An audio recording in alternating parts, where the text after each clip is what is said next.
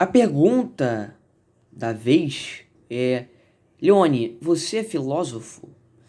Olha, não que muitas pessoas me façam perguntas, né? Até porque eu não sou famoso ou influente, nem faço questão de ser. A questão é que vez ou outra me perguntam coisa ou outra. Só que é, é porque, de certa forma, eu sou uma pessoa que costuma a ler, né? Certas coisas que me dão uma capacidade de responder os acontecimentos de forma mais crítica, né? Então, a pergunta é: eu sou filósofo? E uma parte dessa pergunta eu já respondi aqui. Então, o filósofo é aquela pessoa que se compromete, de certa forma, a responder os problemas da vida de forma mais crítica. Então, um filósofo ele simplesmente não pode chegar numa roda de amigos quando se é requisitado uma pergunta para ele enquanto filósofo, né? Ele não pode simplesmente fazer uma resposta como alguns cidadãos aí que se dizem filósofos, como um tal de Olavo de Carvalho, né? Então, alguns cidadãos que se dizem filósofos, que têm o compromisso de responder uma pergunta de forma crítica, de forma rebuscada, de forma trabalhada, responde de qualquer forma, xingando, etc. Aqui não é uma crítica a quem xinga, mas uma crítica a alguém que, enquanto exercendo o seu trabalho de filósofo, responda de forma tão baixa, de forma tão pouco embasada, de forma tão comum, ou seja, trazendo aí para o senso comum, né? Então, eu digo, toda pessoa, né? Então isso na verdade é um conhecimento amplo. Toda pessoa ela pode ser filósofo, porque aquilo que fundamenta a filosofia é a racionalidade. E se todo homem é racional, logo todo homem pode ser filósofo. Só que a racionalidade, ela, a partir de um tempo pra cá, ela não é porque o ser humano é racional que ele pratica a racionalidade. Então, eu acredito que quase todo mundo pode ser filósofo, né? A não ser que esteja cego.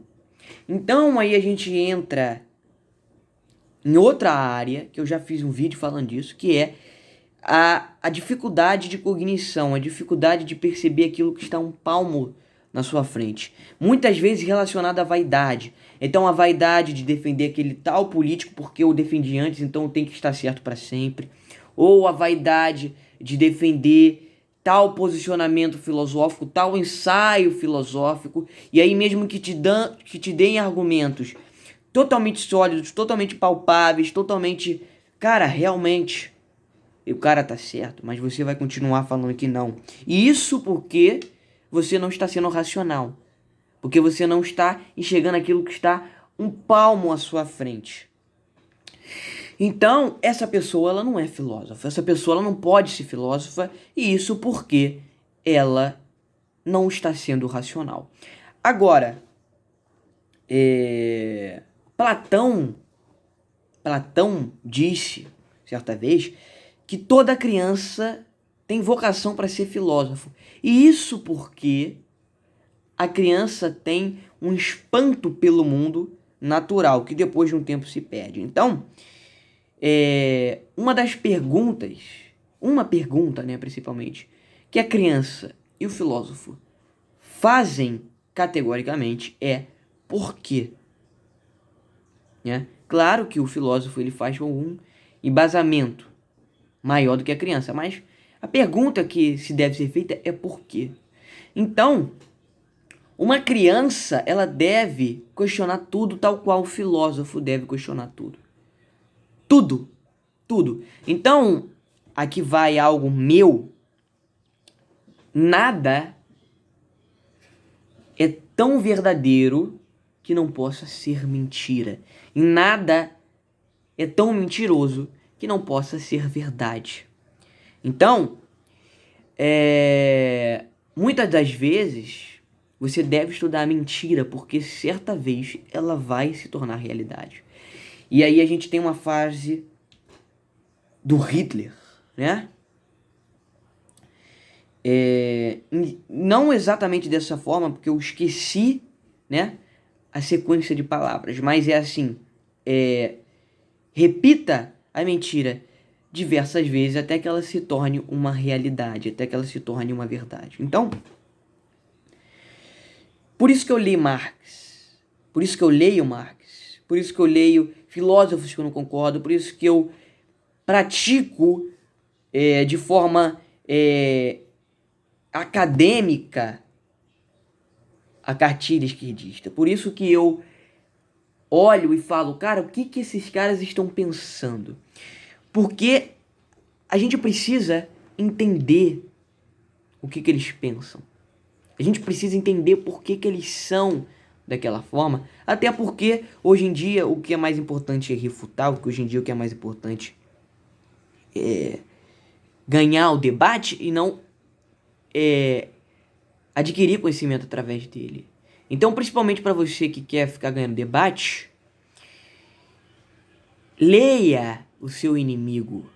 Leia o seu inimigo e às vezes você percebe até que seu inimigo tá certo. E aí um